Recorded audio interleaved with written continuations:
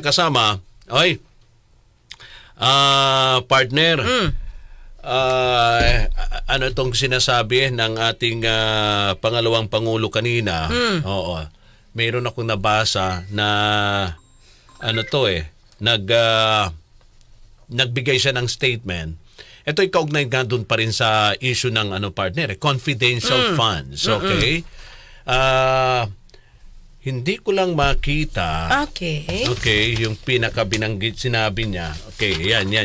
Eto. Sabi ng Pangulo, pangalawang Pangulo,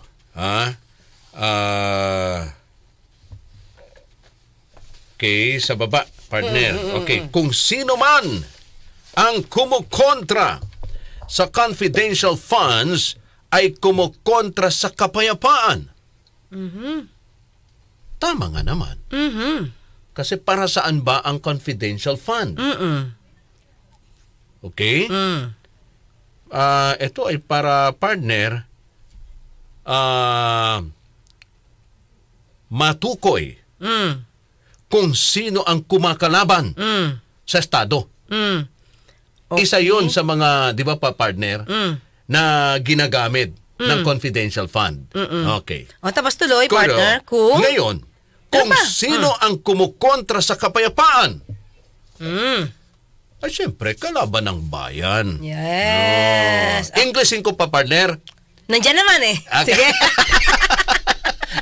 Binesto mo, partner.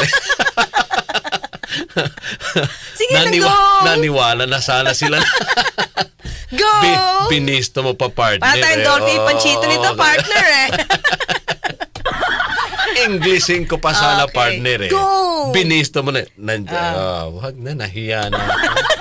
It's okay, alright. Sige, partner. Makinig kayo sa lahat ng sinasabi sa palibot ninyo at tandaan ninyo kung sino man ang kumukontra sa confidential funds ay kumukontra sa kapayapaan. Kung sino ang kumukontra sa kapayapaan ay kalaban ng bayan.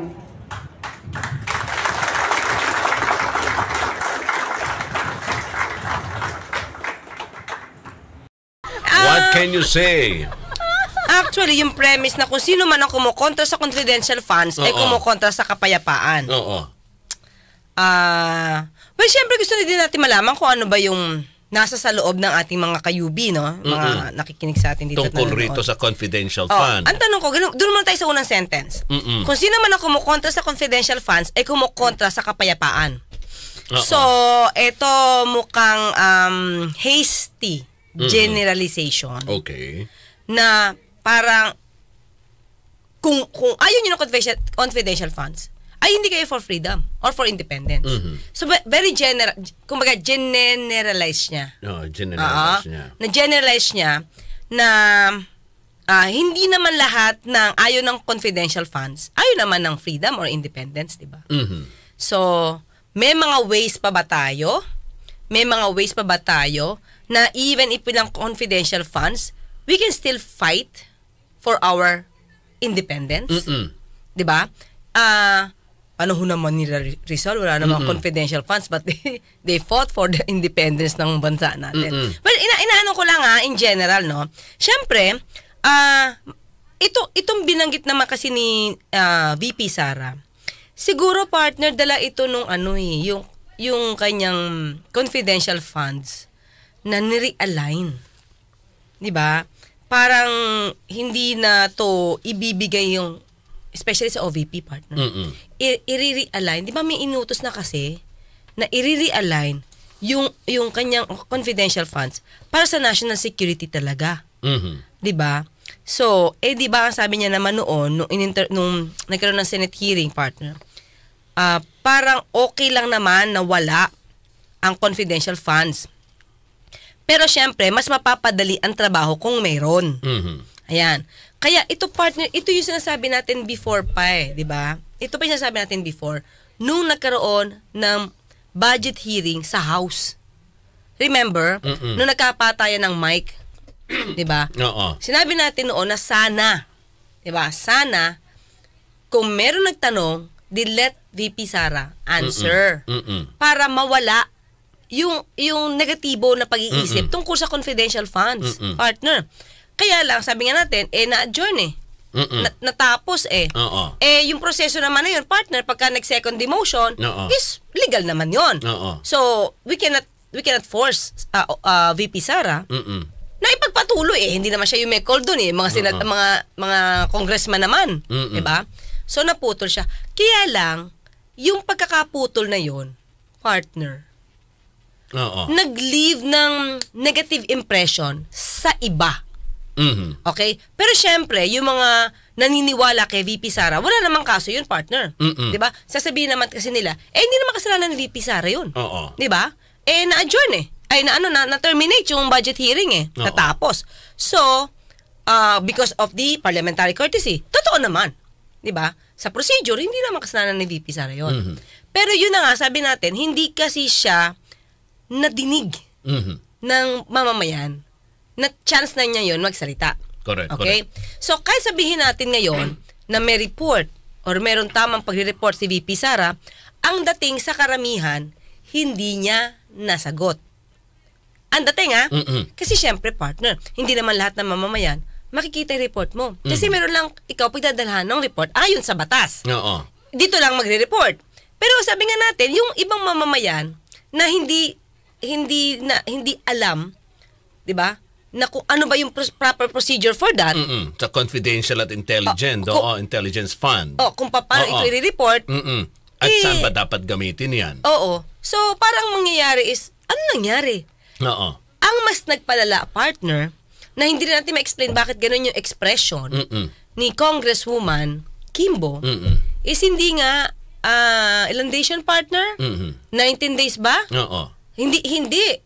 Kundi, pati siya, parang habang siya ay nagsasalita sa podium, partner, at nagre-report, 11 days nga lang daw nagastos yung 125. Madam Speaker, ayon din sa mga nakaraang usapin, lumalabas na ginastos ng OVP ang halagang 125 million sa labing siyam na araw, 19 days lamang, na mukhang napakaiksing panahon, Madam Speaker. Maaari bang ikumpirma ng COA ang nangyaring ito?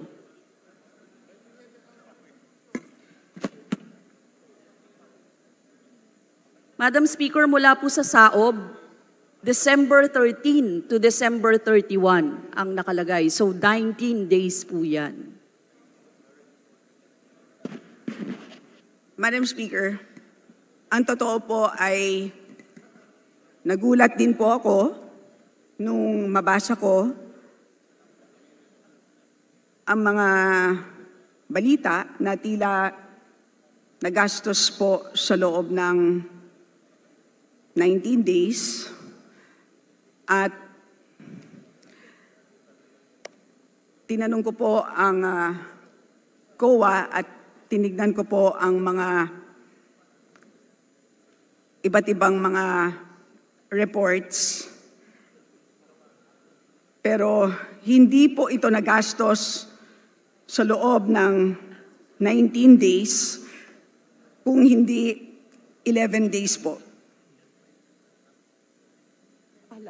Madam Speaker. Now, Madam Speaker,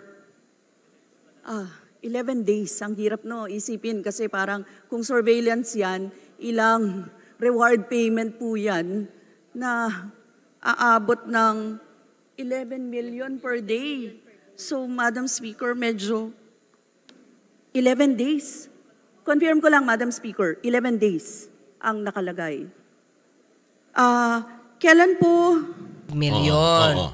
So, kung ito naman ay nagamit properly ng Office of the Vice President, di i-report na lang, partner. Kasi nga, uhaw ang tao sa pagre-report tungkol doon.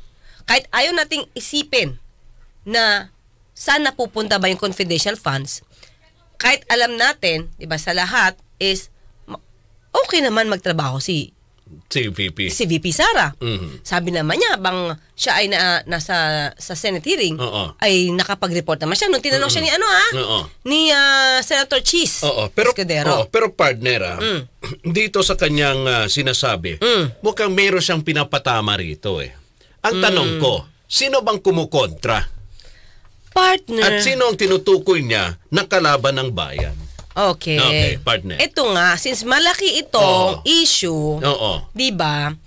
Sino ba yung unang nagtatanong? Yun. 'Di ba? Minority bloc, Okay. 'di ba? Oo. Nandiyan si Congresswoman Franz Castro, Okay. Congresswoman Brosas, Oo. kasama na rin si Representative Edsel Lagman ng Albay. Oo. Pero partner, ito lang sa akin kahit sa masigurong tatlong Oo. ito, mag-ingay na mag-ingay. Mm-mm. Kung hindi naman aayunan niya, mas nakakataas, partner. Ano bang sinasabi ni dati hanggang ngayon sinasabi ni Sara ni Vice President Sara dito sa mga minority black partner, Oh. 'di ba? Eh, Meron siyang mga ano diyan binabanggit Na Yang- parte ng terorista ba? Hindi ko alam, ano ba? Ano diba, ba, partner? parang gano'n na nga yung yung kanyang sinasabi. Oh. Oh, yun. Oo. So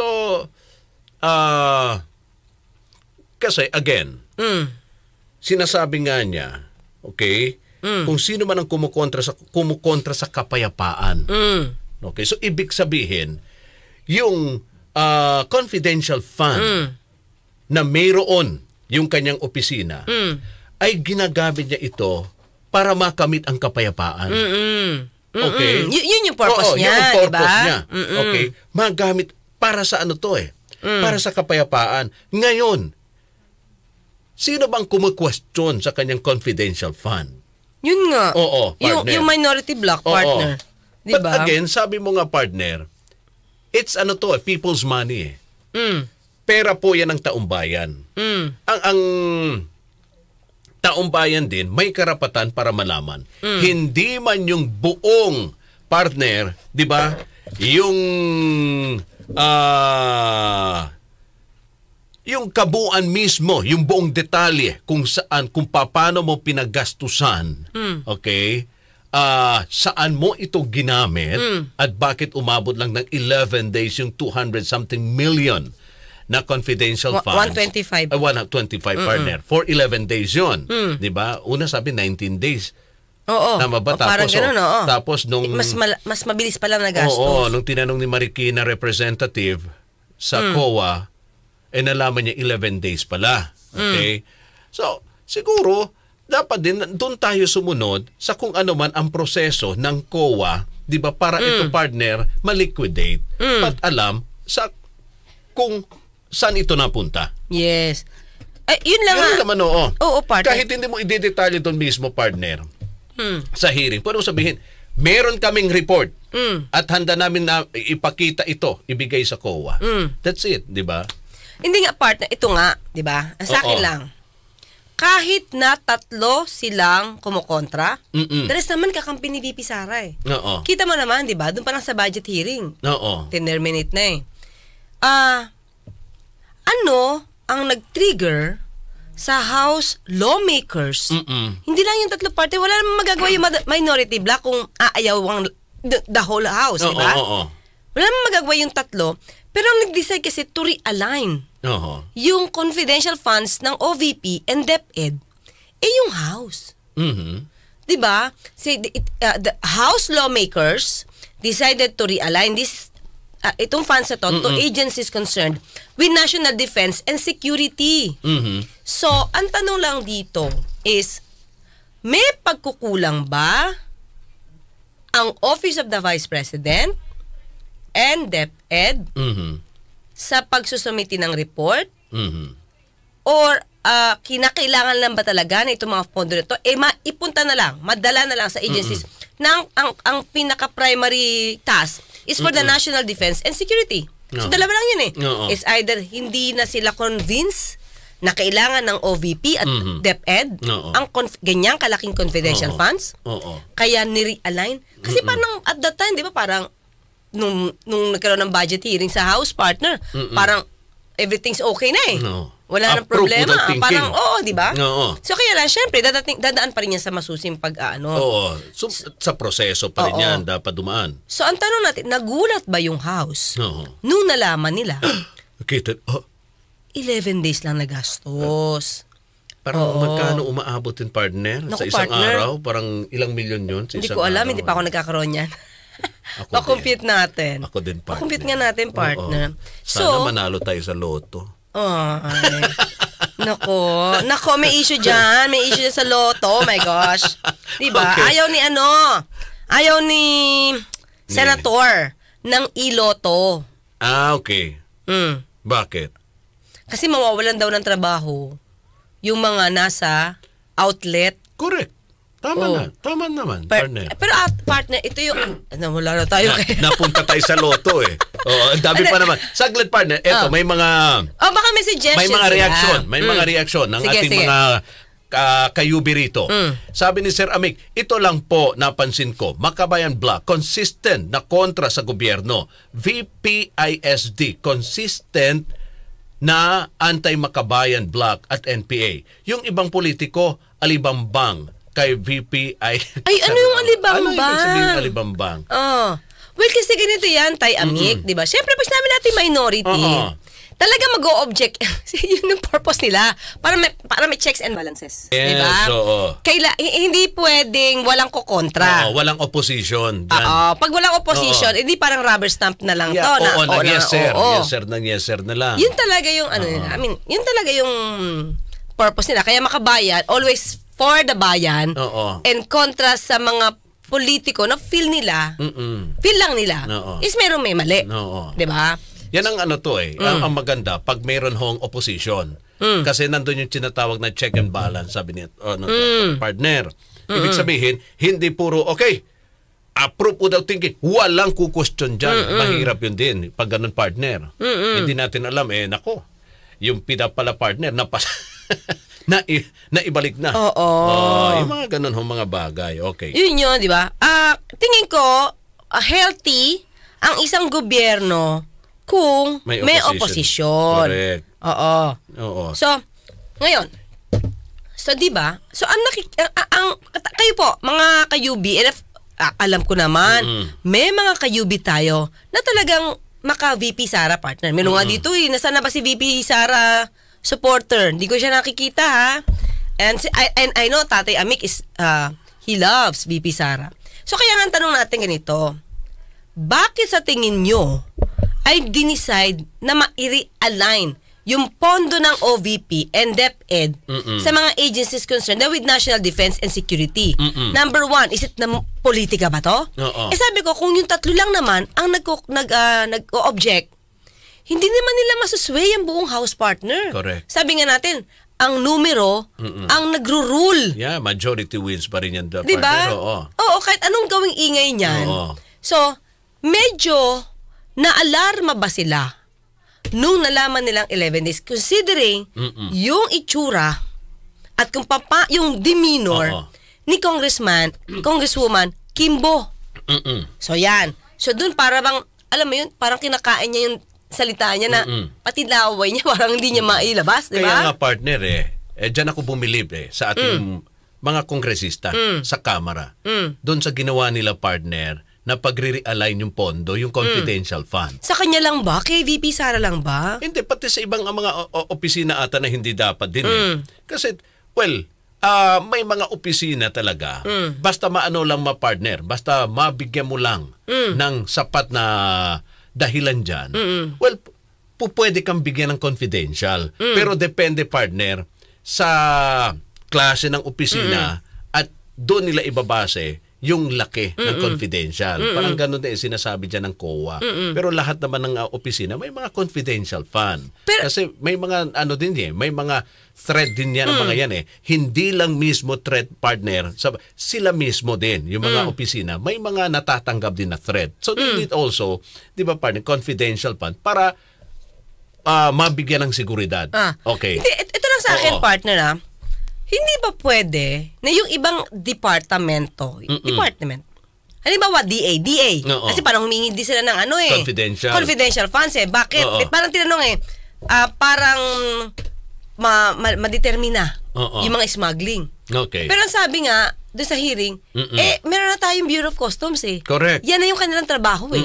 So, ito lang sa akin, mga ka-UB ha, pwede ba na yung confidential funds talaga ilaan doon sa departamento Oo. na para sa National Defense. Tapos, halimbawa lang, Oo. DepEd ako partner. Yes. Tapos may nadidinig yung teacher Oo. na ito si estudyante, senior student. Naku, nire-recruit ng ganitong grupo. Hindi ba pwede ito ay Oo. makipag-coordinate agad sa DILG?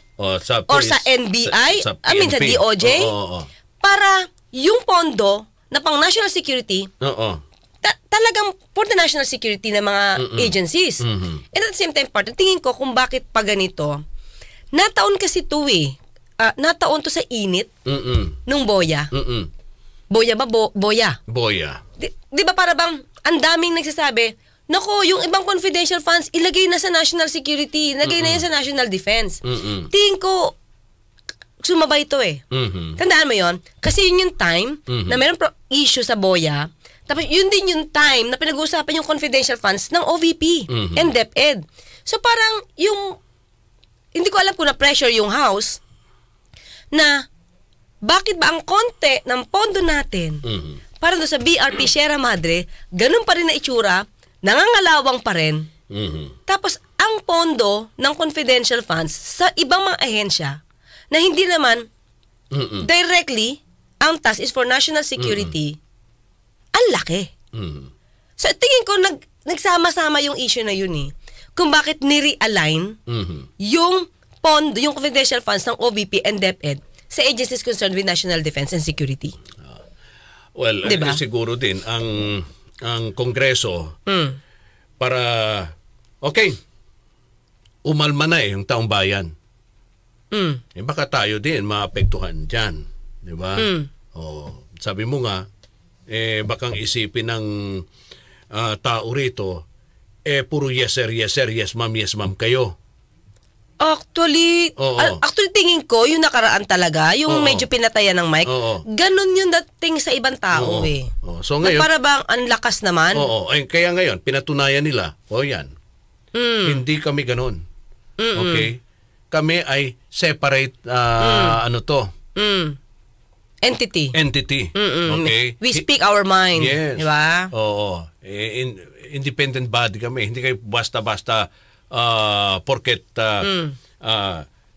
humihingi sa amin ang isang kahit hindi ganun ako ayoko din banggitin partner na hindi kailangan kasi lahat naman talaga ng ahensya kailangan depende partner ba sa laki na dapat ibigay sa kanila. Kasi sabi ko, ang confidential and intelligence fund, allow naman niya na maibigay. Hindi naman siya illegal. Hindi pero illegal. dapat siguro in proportion din doon sa mga gagawin nila. Yes. Oo. Diba?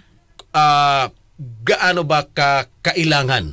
Diba? At saan gagamitin? Gaano ba kaimportante para maibigay namin o maibigay po ng ng ganito kalaking budget. Diba? Yun lang yun eh. Yes. At siyempre, kailangan din ang resulta dyan, partner. Pag ginastos mo yan, pera ng taong bayan, dapat may i-report ka rin sa taong bayan na eto, kahit sabi ko nga, hindi mo na kailangan sabihin na ginamit ko itong confidential dito, nahuli. Sabihin mo lang, eto, yung resulta. I think enough yun, partner, di ba? Para ang tao naman walang masabi. So, sa tingin ko, partner, well, siguro sabi ng it's about time na mas may kailangan pang gamitin sa iba yung confidential fund. Saka ito, partner, sinabi nga din dito ni VP Sara, para bang it doesn't matter kung isang araw o ilang araw gagastosin yung confidential funds. Basta siguraduhin na yung pondo na ginamit ay for safety and security of our people. So in other words, lumalabas na kahit 125 million yan, kung isang araw ko yung gagastusin for the safety of people, dapat hindi ma-question because it's for the security of the people. Yun na nga lang, wala namang problema, partner, kahit isang araw magastos. Pero siguro dapat nga ma-report na maayos. Pero doon na naman nagiging problema eh. Imposible yun, partner. 125 million. For security? Hindi. Gagastusin. Kaya mo bang ubusin yun sa isang araw? Kasi yun yung kanyang sabi niya, itong words. Oo. It matters not whether it takes 1 day Oo. or 1 year of spending. Oo. What truly matters is the safety and security of our people. Oo. So in other words, kung 11 days siya nagastos yan, pwede niyang gastos niya ng 1 day. Basta for the security of the people. Yun yung dating kay VP Sara. Pero ang basa ko dito, partner, dahil na-realign, although sabi nga niya, di ba, yun naman kanyang opisina ay tatakbo kahit walang confidential funds. Pero feeling ko na-hurt si VP Sara dito. Oo. Di ba mga kayubi, na-hurt na na-realign. Oo. Yung Siyempre, partner. confidential funds. Oo. Di ba? Kasi kailangan nga niya yan sa kanyang mga programa, proyekto. problema kasi partner, nung Kaya- tinatanong yung opisina, nung tinanong ko saan ginastos yung confidential funds, sinabi nga doon is for tree planting, sa transportation, parang free transportation partner, na maraming nag-question na hindi yan pang confidential funds. Hindi yung proyekto na yan ang para sa Gamitin yung confidential fund. So tingin ko nga, medyo kulang lang sa kung paano ito ilalahad sa taong bayan, partner. Kaya yun, nagka-problema. Pero isa ko pang nakikita dito, partner. Diba sabi ko nga, tingin ko, naging daan lang yung 3 para umalma dito sa confidential funds, partner. Pero still, yung House lawmakers pa rin ang nag-decide, hindi yung 3 majority, miyembro ng minority bloc. Diba? Ay, isama na pala rin natin si Congressman Manuel, nakalimutan ko. So, 4 ang medyo maingay, no? Pero partner, kung ito ay inalaw ng House lawmakers na ma-realign, sino ang nag-go? Hindi kaya si House Speaker? Dahil siya ang namumuno sa House? May go signal ba? Si House Speaker? O, kung may go signal... Ganda na sound effects mo, partner. Tambaluslo. Yun. Mali, partner. Oo. Ano punta doon? Hindi ba? Tambaluslo. Yes. Hindi ba na politika? So, tanong natin sa mga kayubi natin.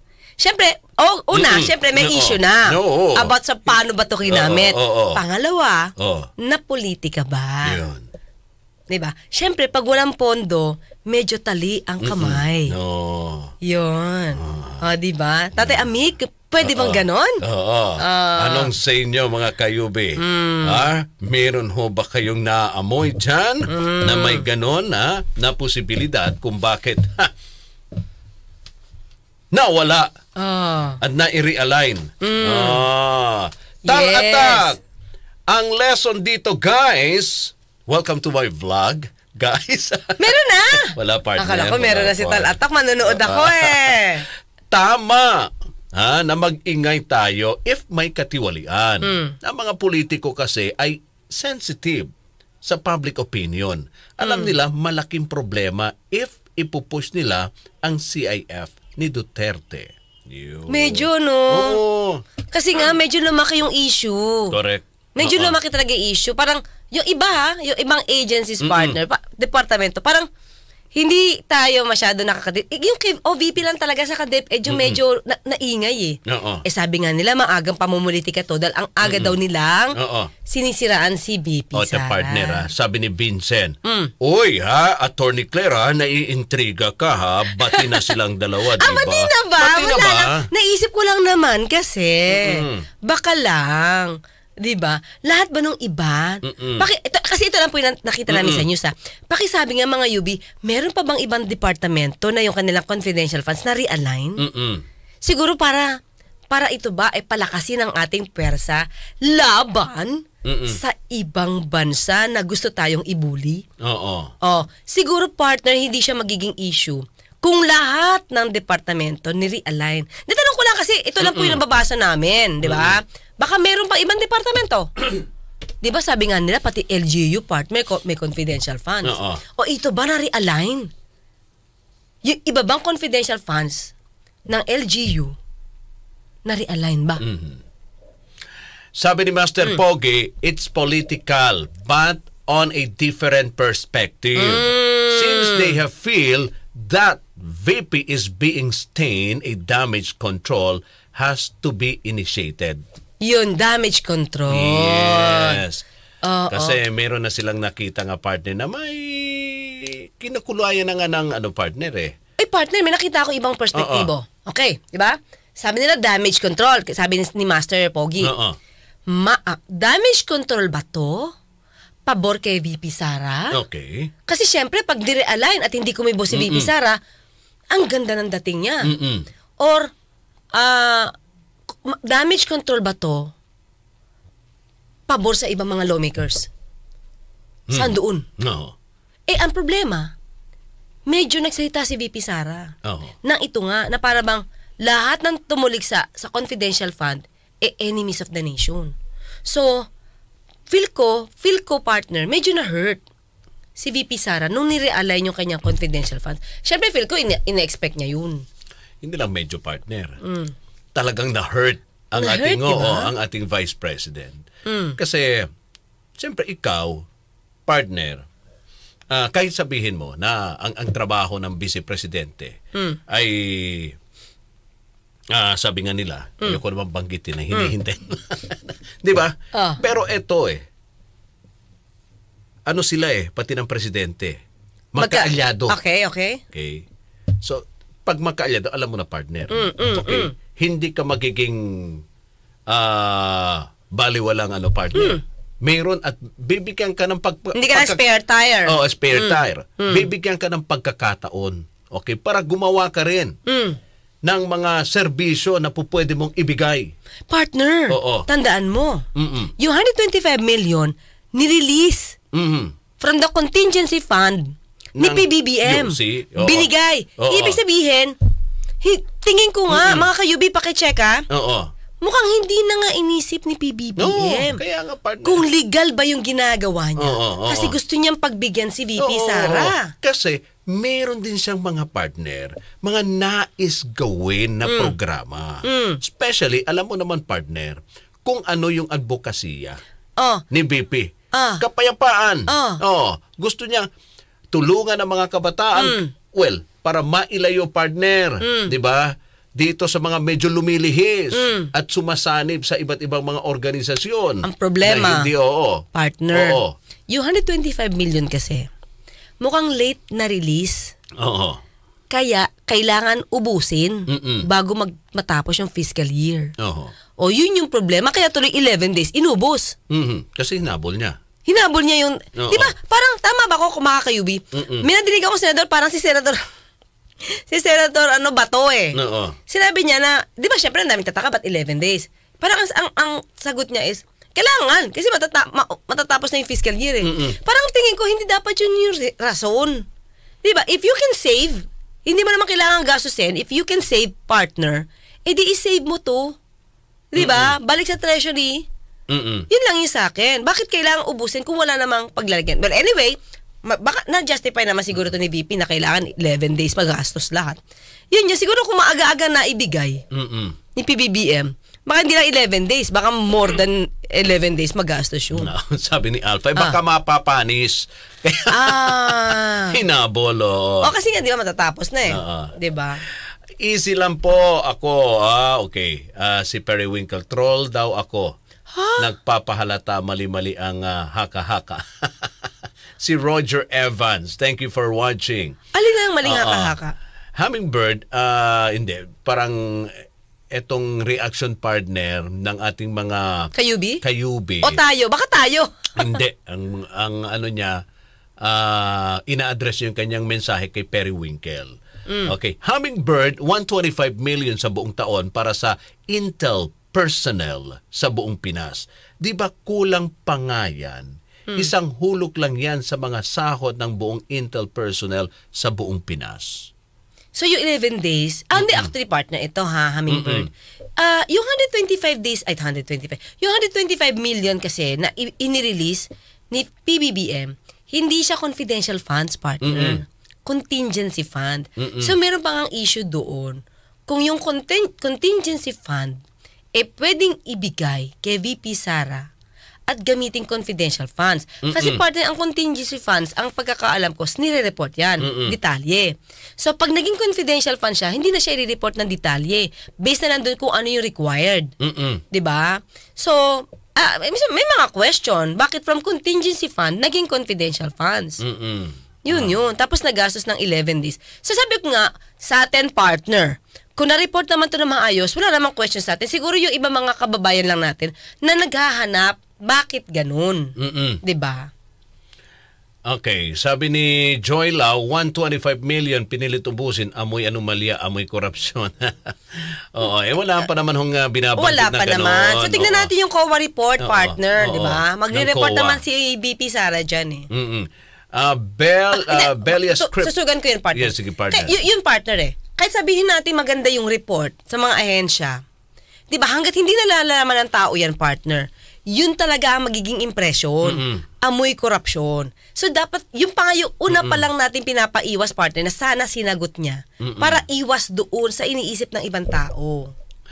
Contingency, not confidential fund for emergency or urgent for audit yan. Sabi ni, paano mo ba? Sabi. Yun yung kanyang So, di ba, ang dami naging question, napunta tuloy sa, parang, naging negatibo tuloy ito kay VP Sara. Diba? Yun lang naman yung sa atin, diba? Hindi natin kino-question yung galing niya, kung saan niya ginastos to.